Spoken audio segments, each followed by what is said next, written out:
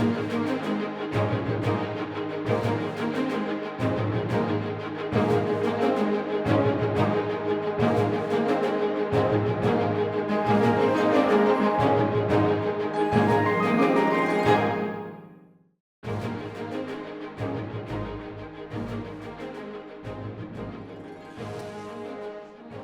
to Cybersecurity Today. I'm your host, Jim Wiggins.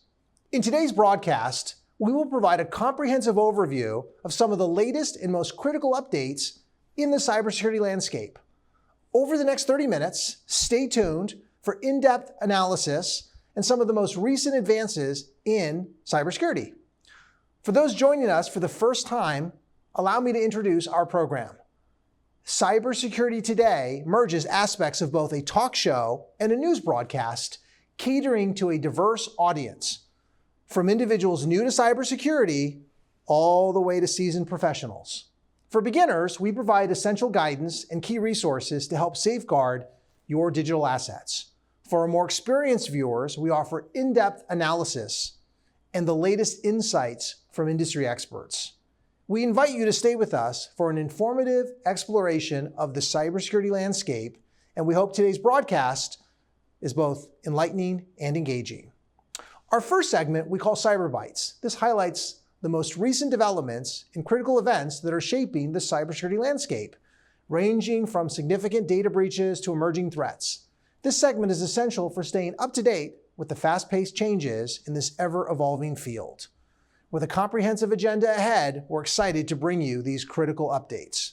Then, in our second segment, we're pleased to welcome Mr. Fernando Machado, a Managing Principal and Chief Information Security Officer from Cybersec Investments, which is a Certified Third-Party Assessor, or C3PAO, within the CMC program, and is an expert in navigating that cybersecurity and maturity model certification.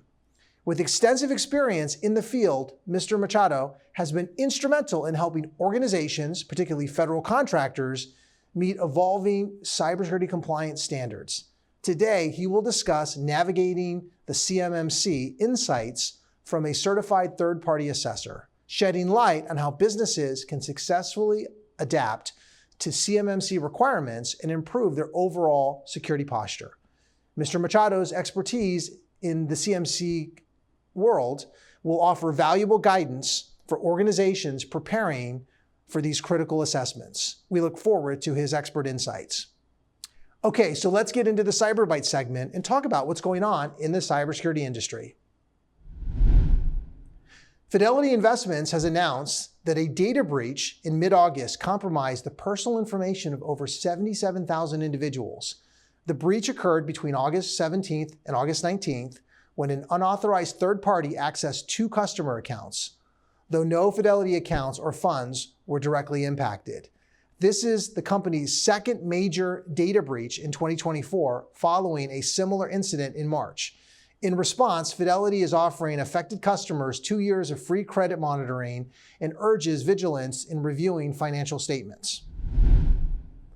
In other news, Mozilla has announced that a critical zero-day vulnerability in Firefox, tracked as CVE 2024-9680, is being actively exploited. The flaw, which has a severity score of 9.8, allows attackers to execute malicious code through a use after free bug in the animation timeline component. Security researchers discovered the issue, and Mozilla has quickly released patches for Firefox and its extended support release versions. Users are urged to update their browsers immediately to protect against potential attacks, as there are reports of real-world exploitation. In other news, with just a month until the US presidential election, the US intelligence community is warning of foreign interference campaigns targeting both presidential and congressional races. The Office of the Director of National Intelligence, ODNI, has identified influence operations from Russia, China, and Iran, aiming to shape voter preferences and undermine trust in the election process. Russian efforts favor Donald Trump, while Iran supports Kamala Harris, and both nations are also targeting congressional races. The ODNI cautions that foreign actors may further attempt to exploit post-election tensions to deepen divisions among Americans. That concludes our CyberBite segment. After a brief break, we'll be joined by Mr. Fernando Machado, who works with a Certified Third-Party Assessor to explore navigating CMMC-Insights from a Certified Third-Party Assessor. Stay tuned for a detailed discussion on the Cybersecurity Maturity Model certification and how federal contractors can adapt to these evolving compliance requirements. We'll return with valuable insights into this critical aspect of cybersecurity. When you're finished with your food or beverage cartons, toss it in the recycling bin. Because every carton is recyclable and can be turned into useful paper products. When the contents are gone, let the carton live on. Recycle your cartons. Welcome back to Cybersecurity Today. We are now joined by Mr. Fernando Machado, Managing Principal and Chief Information Security Officer at Cybersec Investments. With nearly 15 years of experience in cybersecurity, Fernando is a certified third-party assessor and a recognized expert in CMMC, NIST, Special Publication 800-171, and security assessments. Today, he will share his insights on navigating CMMC-Insights from a certified third-party assessor, focusing on how organizations can meet evolving compliance standards and improve their cybersecurity resilience.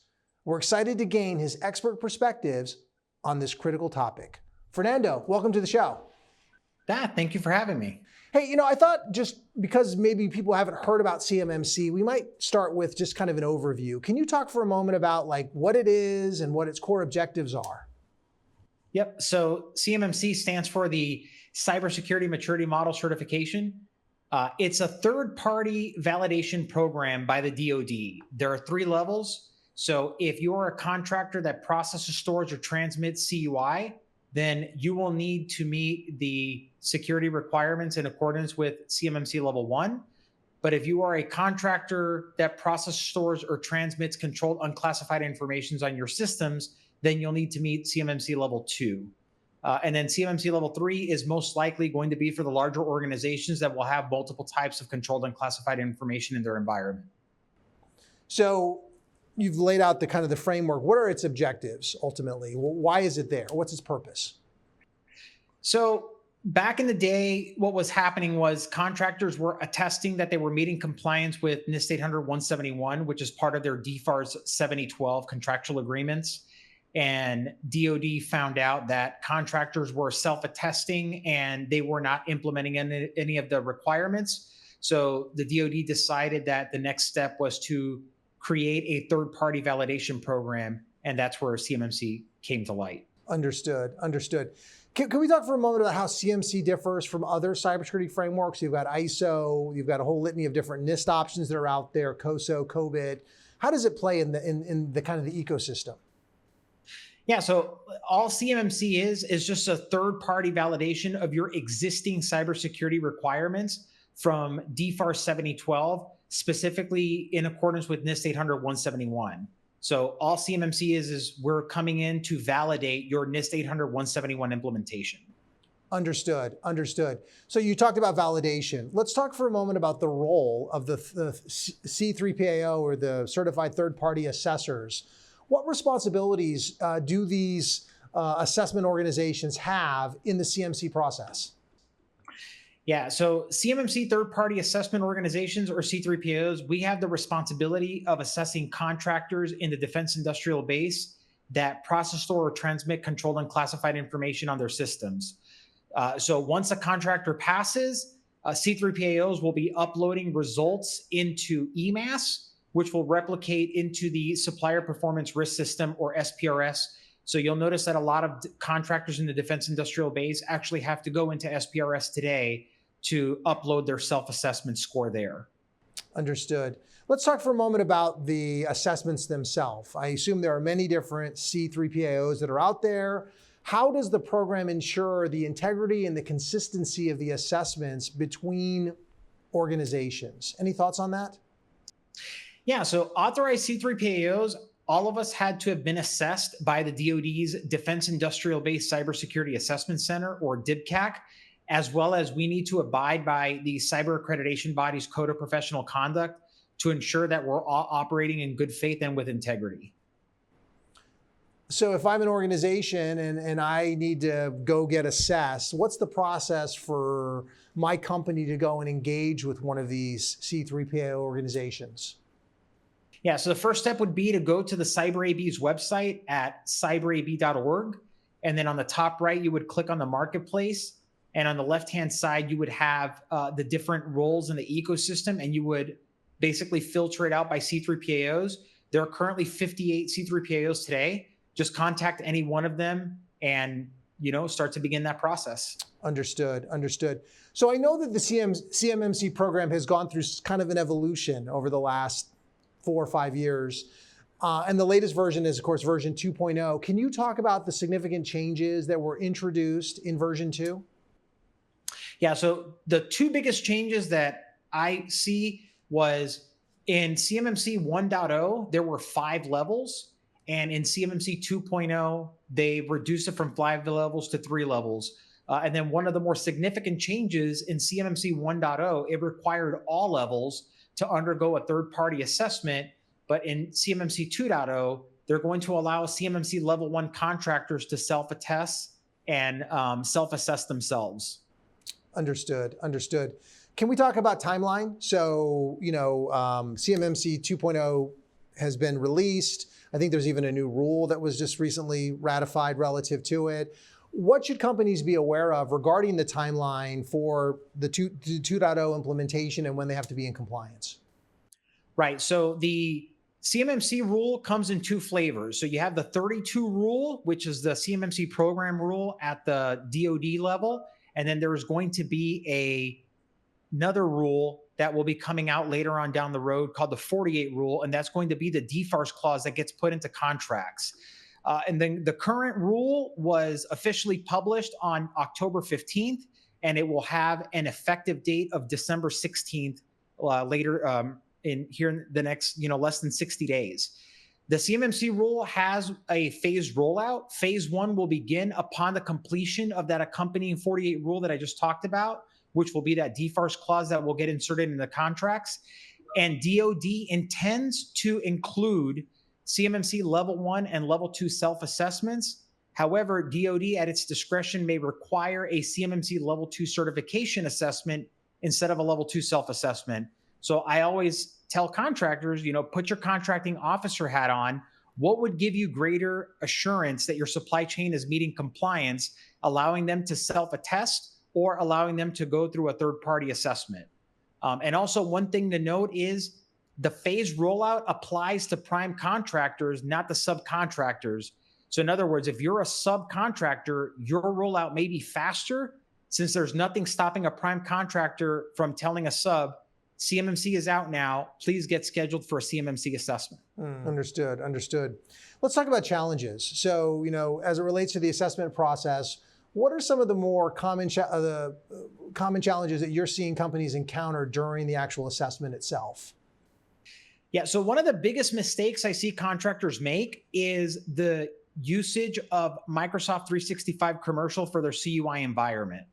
DFAR 7812 states that if a contractor is going to use an external cloud service provider to process, store, or transmit any controlled unclassified information, then the contractor has to require and ensure that the cloud service provider is at least FedRAMP moderate or equivalent and complying with paragraph C through G. Recently, Microsoft came out and said that Microsoft 365 commercial is no longer FedRAMP moderate and does not comply with paragraph C through G, making it a non-compliant environment. So how do organizations address that? One way that they could address it is Microsoft, specifically here in particular, is they have different types of service offerings. The next step up for processing CUI would be Microsoft's Government Community Cloud, or GCC. And then the next step up from that is GCC High, which is for all CUI to including up to ITAR. Do you envision that organizations are going to be able to pretty easily make that step up, or is it, from your understanding, a bit of a challenge to move from the tenant of one particular level of Office 365 to another? Right. Yeah. So there are going to be some technical challenges with potential migrations to go from the commercial environment into the government environment. Understood. Let's talk for a moment now about how how companies can better prepare for the technical and documentation requirements. Any guidance, any thoughts on what organizations should be doing now in preparation? Yeah. So the first step is to make sure that they conduct their self-assessment in accordance with NIST 800-171A. 800-171A is the assessment procedures on how to assess yourself in accordance with 800-171. We're always hearing about the 110 controls, but in reality, contractors have 320 separate assessment objectives that must be met. Understood. So you kind of alluded to something that's kind of in my next question. I'm just wondering, beyond the fact that maybe there's a misalignment or misunderstanding of really how much effort is going to go into it, are there other particular areas where you see companies falling short in that initial assessment? Yeah, so one of the controls that we see that is constantly falling short amongst the defense industrial base is the multi-factor authentication implementation. Usually we see contractors not implement multi-factor authentication across the board. They'll sometimes apply it to their CUI assets, but then forget to apply it to their security protection assets that are part of their boundary. So that's one of the biggest hurdles that we see contractors fall, and they kind of fall short on that. So make sure that when you are implementing your requirements, that you're implementing them on areas that are processing, storing, or transmitting CUI or providing security protection for those components. So when you talk about the boundary, are we talking about things like firewalls or like routers or VPN concentrators, Correct. All the kind of protective devices that are out there? Correct. Your firewalls, your laptops, servers. These are the kind of things that you would have to you would have to apply the requirements to if they're part of your boundary. So you really then kind of want to look at the life cycle of that CUI information and where it's transmitted, stored, or processed, and make sure that wherever it touches has that multi-factor authentication, it sounds like. Correct. Makes a lot of sense. All right, so you talked earlier about NIST Special Publication 800-171. Can we, for a moment, kind of step back and talk about what it is and why it's foundational to CMMC assessments? Yeah, so 800-171 comes from the 32 CFR Part 2002, which is the Controlled and Classified Information Program. And there they outline that NIST Special Publication 800-171 is for the protection of controlled unclassified information in non-federal systems. And so that is why it's the foundation. And all CMMC is doing is validating that you have implemented your NIST 800-171 requirements. That's all. CMMC doesn't add any other security requirements beyond that. And so it goes back to those 110 controls that you talked about and the 362 assessment activities that go on related to those controls. Is that a fair way to think of it? 320 assessment objectives, correct. Okay, awesome. So what are steps that companies can take today in preparation for the assessment? Any specific things that you see that we talked earlier about, documentation and understanding the scope and those different types of things, but are there other kind of best practices that you're seeing or that you would really like, just based on experience, to get customers to start to say, this is something we see a lot of and it would be good for you to do preemptively? Yeah. So one of the things we always say, right, is the earlier that smaller subcontractors can begin their 800-171 implementation journey, the better they will be in the long run. If you start to find this very complex to handle on your own, it's highly recommended you reach out to a trusted advisory firm to help you navigate these compliance requirements. You can find a lot of those consultants to help you on that same CyberAB marketplace, and look for companies like registered practitioners and registered practitioner organizations to help you. Understood. Are there specific tools or resources that you would recommend for preparation as it relates to the CMMC assessment? Yeah, so there is a website out there called the CMMC Center of Awesomeness that I highly recommend. It has a lot of good free resources. There's a self-assessment tool that will help you. It'll help you navigate your self-assessment and accurately give you a score. And there's, additional scoping documents in there to kind of help you along the way. And all of these are free of charge. Understood. You talked earlier about the issue with multi-factor authentication not being something that was, rolled out across the board where CUI touches, an organization and its networks. I'm curious, are there other frequent mistakes that companies are making during the CMMC audit process that you would think would be good to kind of get ahead of? Yeah. So one of the biggest things is to make sure that your documentation is properly organized. So when you provide us your documentation for your assessment, please try to give it to us in an organized manner so that we know where to go find things. Having a document traceability matrix to let us know which policy with which procedure is identified where. That seems to be one of the things that is the biggest problem, is that the longer that takes in the future, that could potentially mean increased cost for your assessment because things are more difficult to navigate and we have to be on your assessment for a longer period of time. So the more organized you come to the table, the less time and the more efficient your assessment is going to be. What does the standard assessment cycle look like? Is it like a 1-day or a 2-day on-site, or is it predominantly just off-site tabletop? How does that, you talked earlier about, getting ready for your audit. I'm just curious if you might spend a minute to kind of talk about the mechanics of what the audit might look like or the assessment might look like. Yep. So at some point, you're going to have a scoping call. And this is where your C3PAO is going to ask you questions like, okay, tell me a little bit about your environment. Where is CUI stored, processed, or transmitted? Tell me about your endpoints. Are you going to be printing CUI at your physical facility? Are you going to be having removable media at your facility? And then, what cloud service providers you'll be leveraging for the processing, storing, and transmitting of CUI. And then once we kind of get an idea on that of like what your environment is going to look like, then the next thing that we would do is we would have kind of an assessment schedule that is scheduled for about a week in advance. And the assessment schedule will go each day through a set of control families until we're done with the assessment. And then depending on how your environment is set up, it could be a virtual assessment or it could be a hybrid assessment, meaning that we may have to come on site to validate some physical protection controls. Understood. Can we talk for a moment about what somebody should do in terms of advice for handling unexpected findings during an audit? I'm sure that happens, right? You go through their documentation, you do the on-site, something comes about. What does the remediation look like from your perspective? Right. So in the CMMC final rule, it talks, the rule states that we will be allowed to reevaluate controls provided that the 3 criteria are met. 1, it doesn't impact any other security controls. 2, it's prior to us submitting our final assessment report.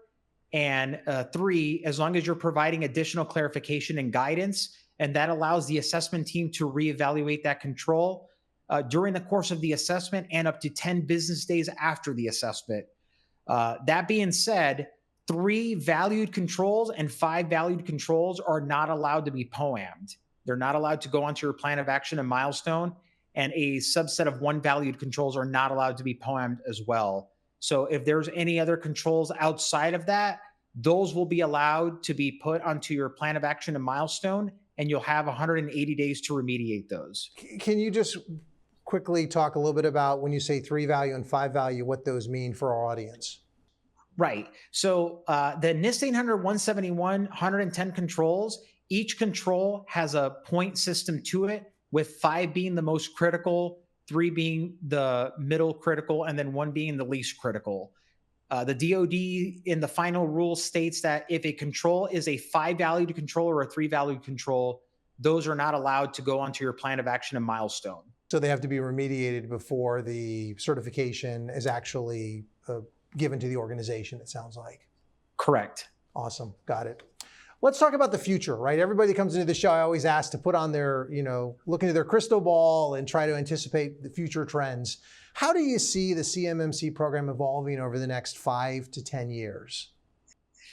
Yeah, so we're already starting to see other agencies looking to adopt CMMC. For example, if you look at GSA's STARS 3 program today, you can go look up the STARS 3 contract today. And in there, it actually informs their contractors that they should prepare for a CMMC assessment in the future. And we're hearing other agencies starting to look at potentially adopting CMMC into their agencies. So for government contractors that service both the DoD and the civilian sector, there's obviously going to be some value added that they're not doing this specifically for only one specific area, right? Yeah, that makes Correct. a lot of sense. You talked earlier a little bit about supply chain. I'm curious, supply chain is important because a lot of products today come from many different, organizations that are interconnected. How does CMMC play in that particular space? So one of the biggest things what they found in the DoD Inspector General report back in 2019 that contractors were not securing controlled and classified information, and this data was being hemorrhaged out of the defense industrial base. And that's why, countries like China, if you look at our military vehicles, i.e. the F-35 looks very specific to the Chinese J-31, I believe. And so we're losing billions of dollars in innovation and research because the data simply not being protected. Not saying that, 800-171 is the end all be all of protecting data, but it's a good foundational cybersecurity program of protecting that data from unauthorized disclosure by making sure data is encrypted at rest, making sure data is encrypted in transit, and having things like multi-factor authentication implemented. So Fernando, we are out of time. Thank you for joining us and providing such invaluable insights to our viewers. We greatly appreciate you. I really appreciate you guys having me. So that's going to conclude today's episode. We extend our sincere thanks to Mr. Fernando Machado for sharing his invaluable expertise on navigating CMMC and its impact on cybersecurity compliance. We hope that today's discussion has offered you valuable insights and fresh perspectives on strengthening your organization's cybersecurity processes and practices.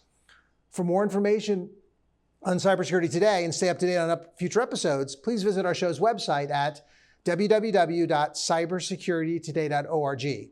Additionally, you can scan the QR code displayed at the bottom of your screen for quick and easy access to our show's website. Finally, we welcome your questions or comments via email at contact@cybersecuritytoday.org. Feel free to reach out to us. We're here to assist and engage with you. That does it for today. Thanks a lot for joining us. We look forward to seeing you at our next broadcast. Stay safe, stay informed. Have a great day.